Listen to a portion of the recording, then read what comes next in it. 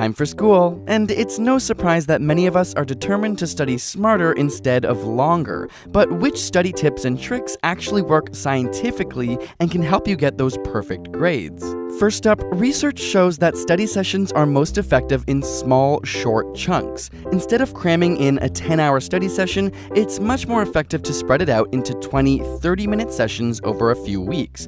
This is because your brain is better at encoding information into the synapses in short, repeated sessions as opposed to one large one. And this is why even learning different skills, whether it's swimming, tennis, or a singing lesson, often follows this same format. And while cramming and pulling all-nighters may be a ritual, it turns out that this is linked to the lowest grades. After prolonged nocturnal study sessions, reasoning and memory may be negatively affected for up to 4 whole days. Instead, setting up specific times in a day or during the week just to study primes your brain by creating a routine, and over time, studying actually becomes easier as your brain is trained to learn in those moments. And while many of us spend hours passively rereading our notes or highlighting a textbook, studies have shown this to be ineffective. It doesn't improve your understanding of topics, nor does it link key concepts together.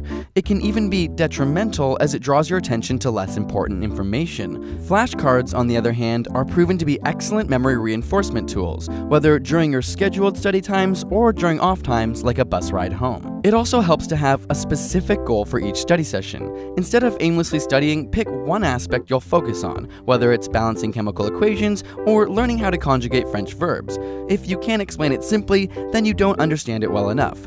In studies where individuals were asked to learn a passage, and then half were told that they would be tested on the material while the other half were told they would have to teach it to other students, participants expecting to teach it did much better at understanding the main points. When you're expecting to teach, your brain organizes the information in a more logical, coherent structure. Of course, practice, practice, practice. Not only do practice tests put your brain in the environment, but even if you make mistakes, they help identify gaps in your knowledge. Practice tests have also been shown to increase confidence, thereby leading to better performance. So, where should you be studying? Research shows that having a designated sacred spot for study that's well equipped with every tool you might need is best. Just like setting times, this primes your brain for studying. Have an awesome study playlist?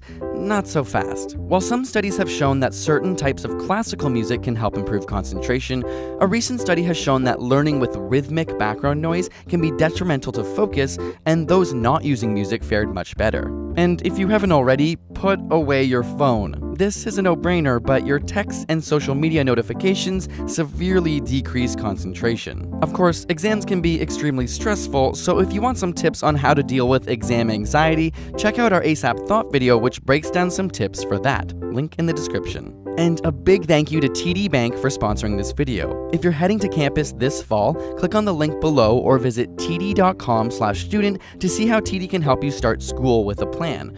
We know how tough it can be getting buried in books and bills, and TD has some great solutions for you. Be sure to check it out.